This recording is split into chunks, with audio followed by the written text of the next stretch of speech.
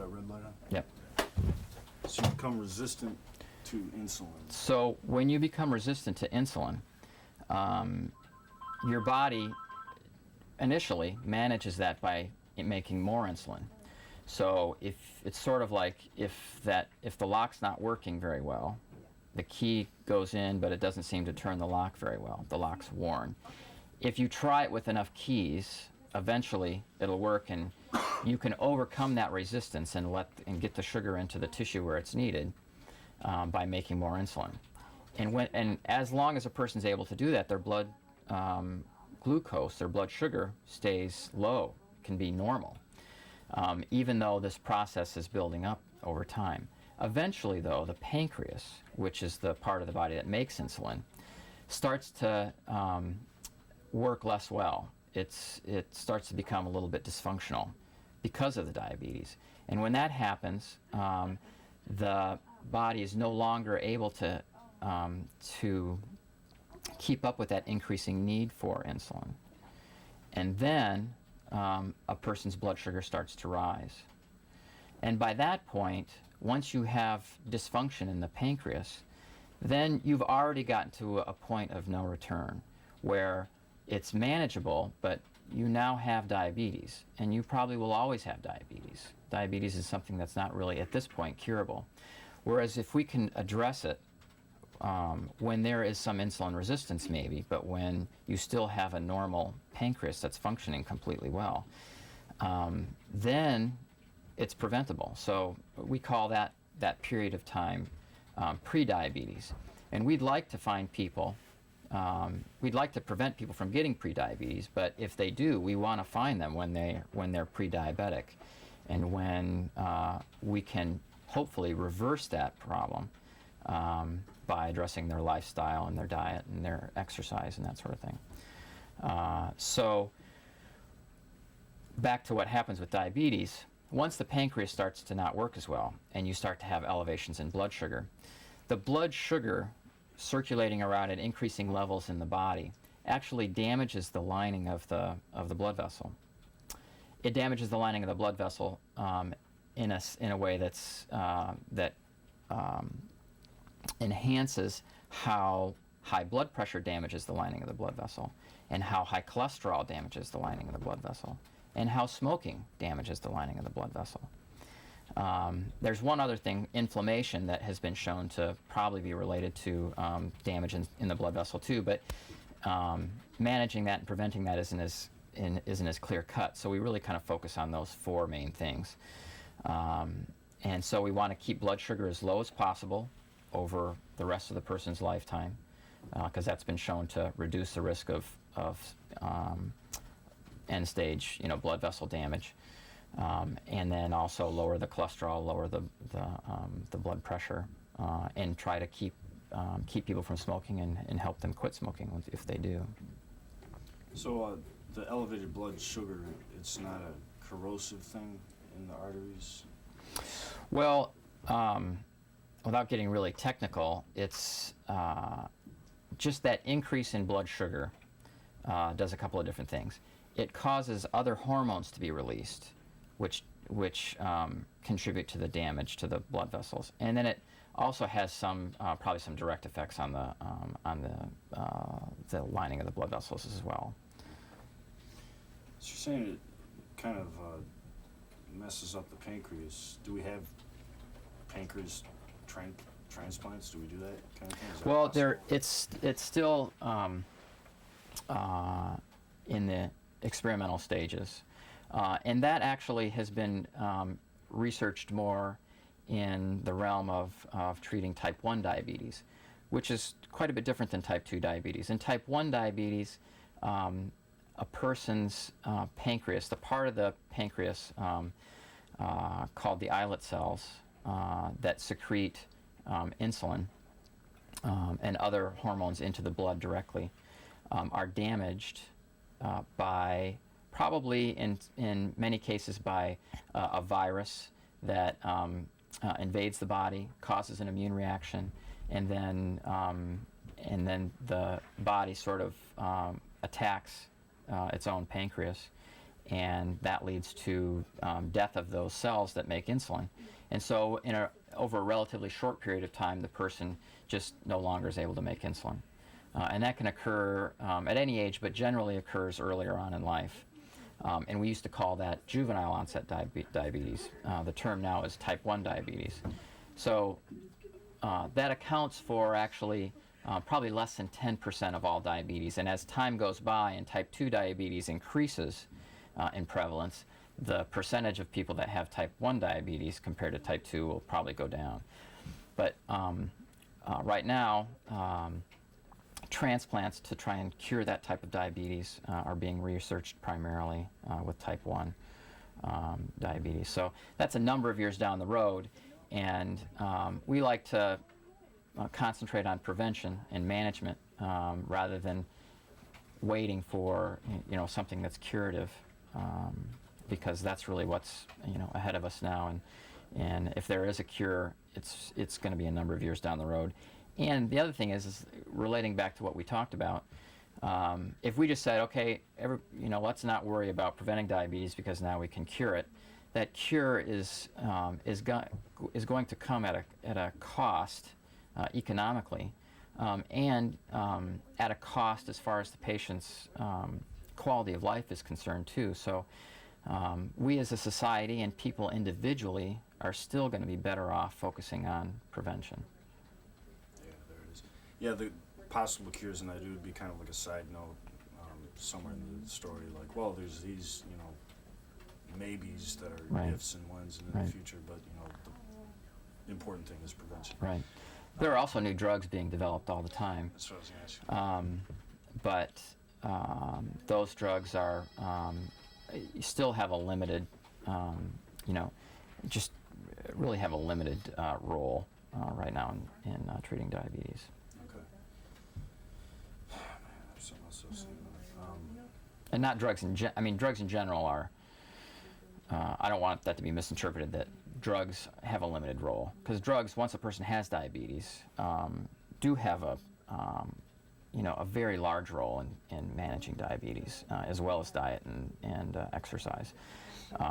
And many people who have diabetes are on multiple medications because we want to optimize their blood sugar and their cholesterol and their blood pressure. And a lot of that, for a lot of people, takes multiple drugs. So, but we'd like to, once again, we'd like to avoid that by keeping people from developing the disease in the first place. Okay. Anything else, I guess, you might think would be important for... Well, one other thing, I guess, is stress.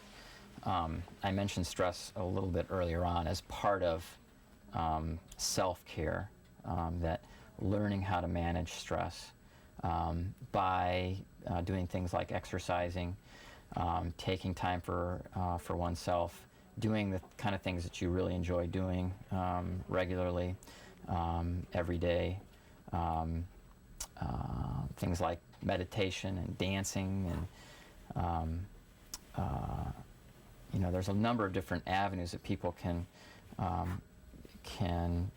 in which people can address their stress, and you really need to pick one that feels right for you, or pick the multiple things that feel right for you. But stress is definitely related to a number of things like blood pressure, eating habits. People who have a hard time with stress tend to oftentimes eat less healthy because they don't have time, because they have emotional reasons why they eat the way they do. A lot of different factors, but we're finding that, and also it's been found that that stress is managing stress is an important part in weight loss.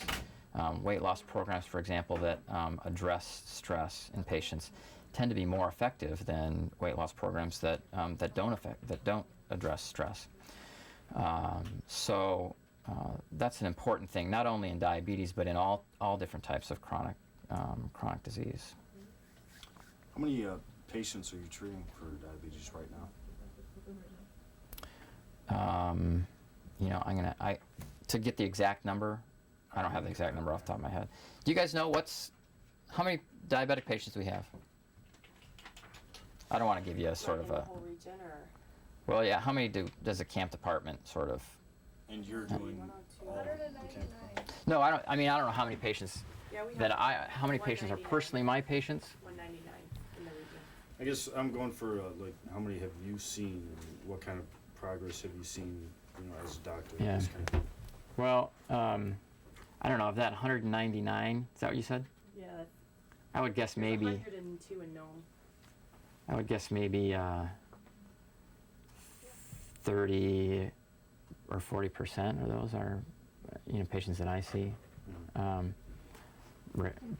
But And of these, and when you've told them, the kind of preventative measures that they would have to do, and the side effects and all the things, the bad things that can happen to them and all this, how many have you seen actually implement the suggestions that you do, and what kind of positive effects? And that kind of well, it's variable, but we have had some, we have had a number of patients that have been major success stories.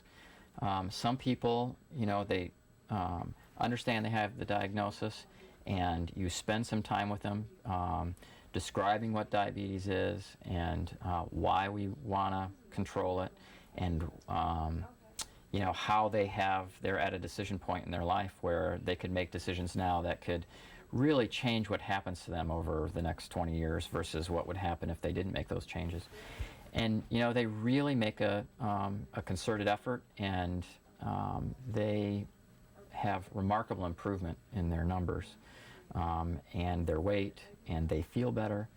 And it can be really a stimulus for a person to develop a lot more self-awareness about their body, and it can be a really a positive thing. On the other hand, there are a lot of patients that just have so many barriers to changing, and they just aren't really able to change very little. You have to start using medications early on. They continue to gain weight, and they can go downhill fairly fast. What percentage do well versus not well? It's hard to say. I think there's definitely a gradient, and but I would say a significant number take what we have to say to heart, and really try to do the things to make their life healthier and happier. It does take time, though. It's something that's really difficult to do in a 15-minute visit, and I think that's one of the problems with healthcare in general nowadays, is that it's designed around a model where a patient comes in and just has 10 minutes with a doctor, and it's really hard to, you can assess their problem, give them write a prescription for a medication, and get them out the door. But when you really need to take the time to educate them, and not just tell them the facts, but to really involve the person and in their care, and help them to really understand what's going on, and to see why they need to make those changes, it takes time. It's hard to do that in less than 30 minutes for me in the office. And then that's only part of it. It also takes that multidisciplinary approach where they spend equal amounts of time with the dietitian. They spend time in programs where they're being encouraged to exercise and find the right type of exercise that seems to fit them. It really is a time-intensive process. But the more, what I see is that people change to some degree in relation to how much time and effort is put into helping them understand the need for change, and helping them understand themselves and why they live and have the lifestyle that they have, and truly understanding their problem. What we like to say is that patients are the only player in the game, and that we're only coaches, and they, it's going to take them being the primary person involved, and we can spend a lot of time coaching and helping them to navigate this whole new issue that they have in their life. But it's really something that they need to focus on. That's like a perfect soundbite right there, like maybe one of the animals. So yeah, the exercise helping, to fight this disease. It's a matter of blood pumping through veins. And is it also it releases certain chemicals that help fight it? Well, exercise, if people used to say that aspirin sort of was the wonder drug, is used for everything. Take 2 aspirin and call me in the morning. If you wanted one drug and you were on a desert island, aspirin would be the thing.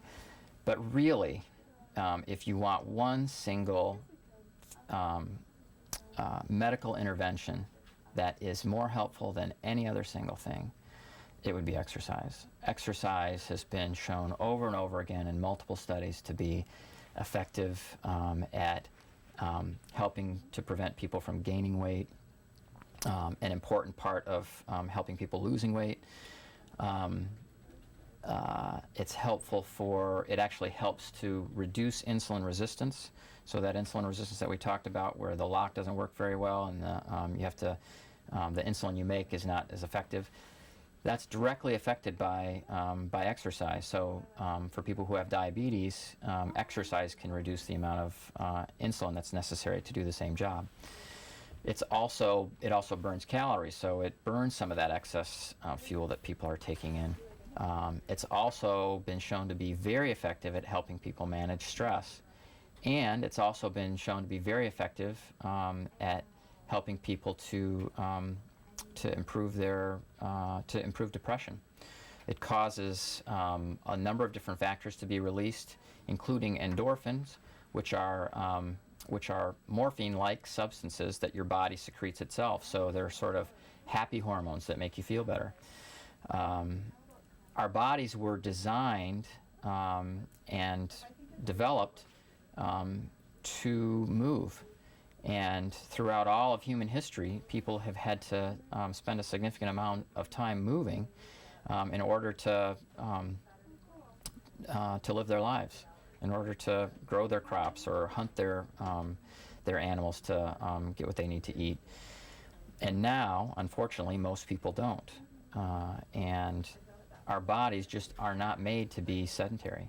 So a whole host of chronic diseases are directly related to a lack of exercise.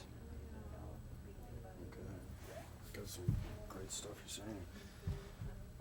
I can't think of many more questions. Okay. Unless you got anything else that might be real important for people to know about this.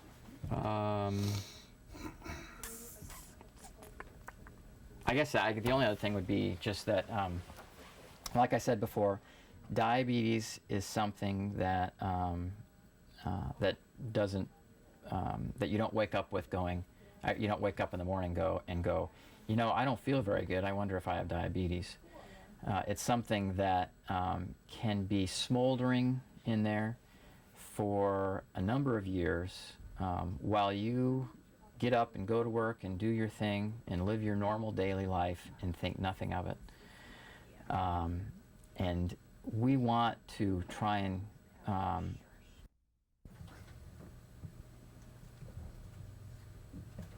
right. You were saying? okay. Well, I guess the only other thing that I would like to say is just to encourage people to get tested for diabetes and high cholesterol and high blood pressure. It's all those problems are problems that don't make you feel sick until it's too late, until you already have the complications that are caused by them. So I just want people to go to their doctors or their clinics or wherever they can, even community health fairs, that sort of thing, where they can get their blood sugar tested and their cholesterol tested and their blood pressure. That's it. All right. Thanks again. Okay. All right, go ahead.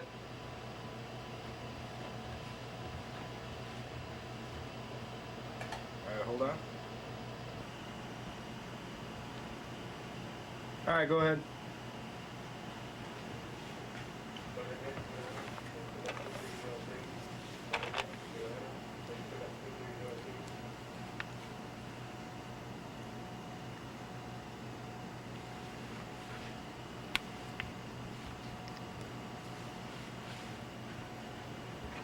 That's it?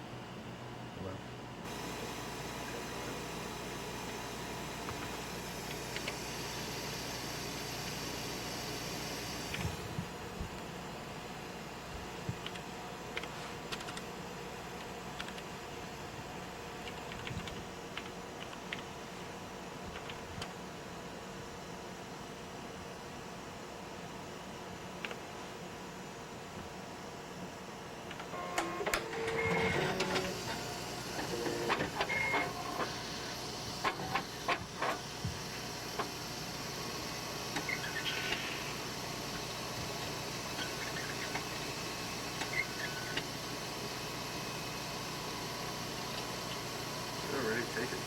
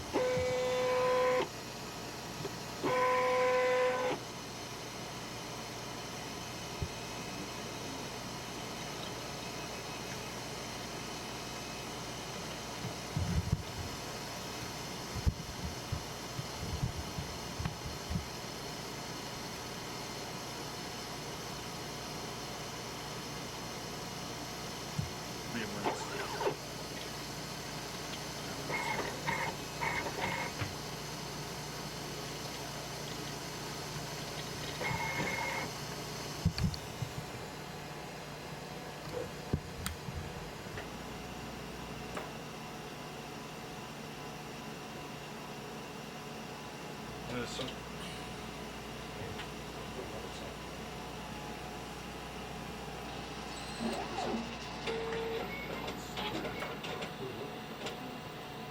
essentially it's quite negative sample.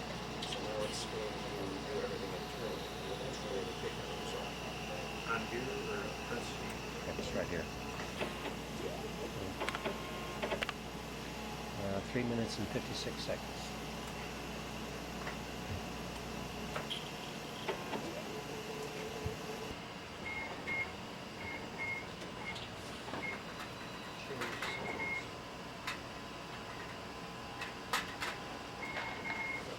Ready?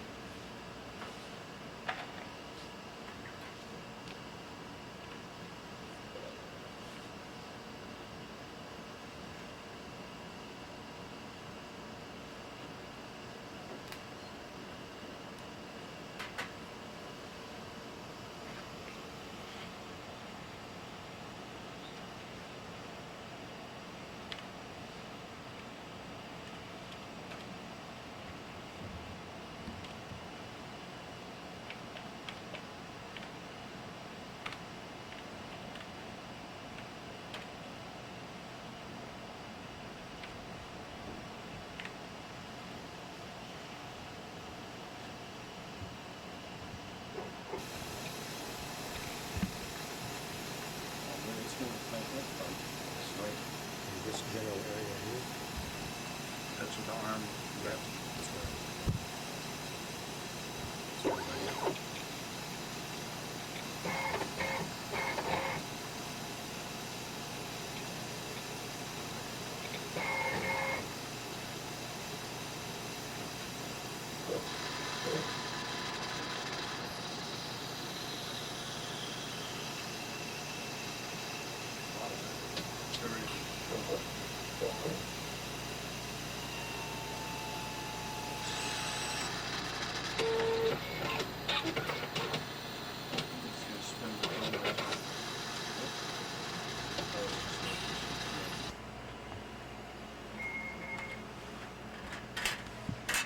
Go ahead.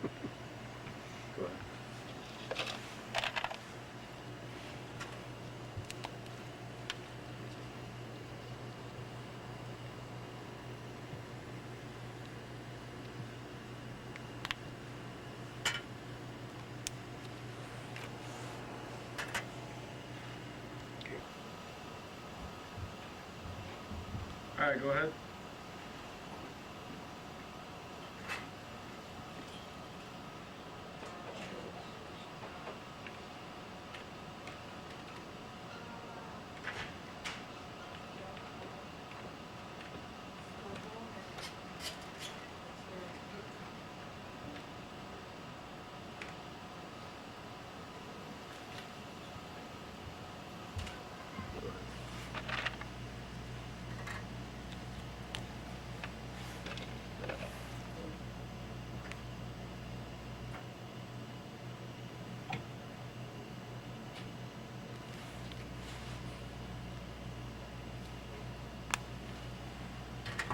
Is that okay?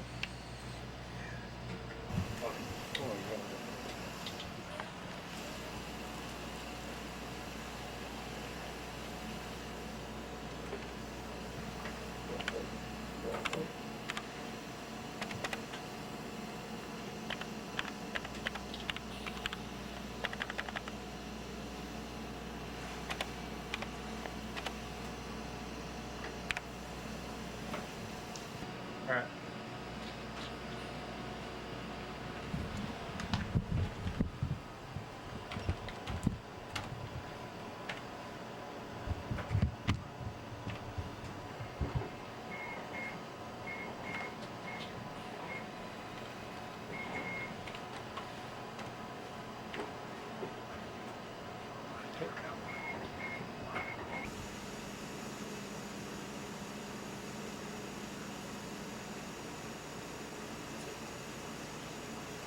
So then, I was looking at the one. One's got another one. We're seeing one at any time. There'll be another one coming out from the So after.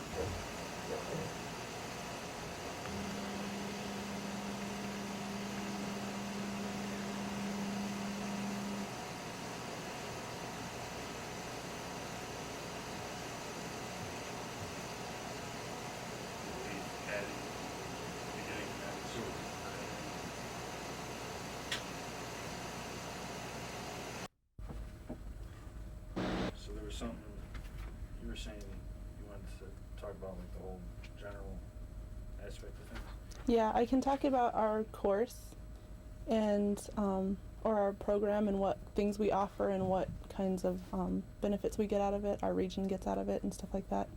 I also grew up here, so I know a little bit more about the community and No. yeah. I have to get that. Go ahead. Good afternoon, camp. This is Rahnia. Yeah, I got that information that you needed, and I went and talked to Dr. Scofield about it too, and he said that it looks like in here that they did decrease the glyburide, and so he doesn't have to. Yeah, just 2 in the morning, and he doesn't have to take it in the afternoon.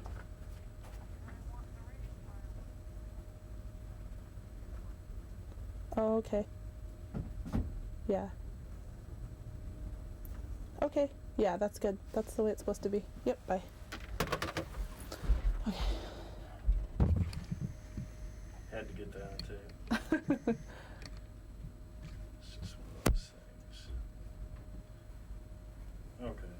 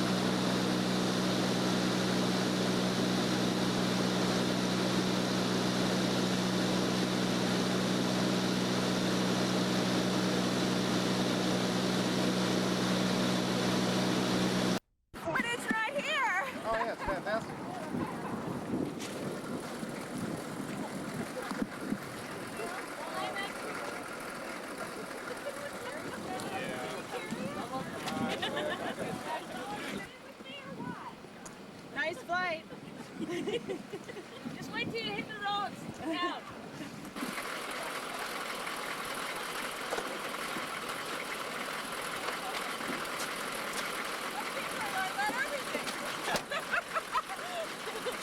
Yes, you can. I know. That's good. This is yours too? Yeah, but not this. God, you have your house with you? See,